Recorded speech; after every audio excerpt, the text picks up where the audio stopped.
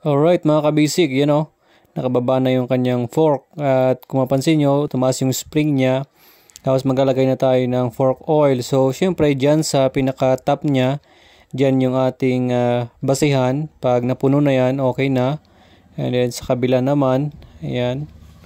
So saktong-sakto lang dun sa kanyang top. Pag napuno na, okay na. And then kailangan mo lang siyang itaas na after.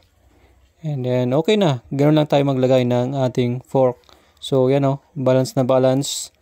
Kaya, taas na lang natin. Yan. At yun, lock na natin. Alright. So, syempre, depende naman sa diskarte ng mekaniko kung ilang ml yung nilalagay sa bawat fork. Kasi depende rin naman sa gusto ng may-ari. Kung gusto niya medyo matigas, kung gusto niya medyo malambot lang. Okay, so ayun. So yan, lock na natin. So ganun lang mga kabisik. Alright, thanks for watching. God bless.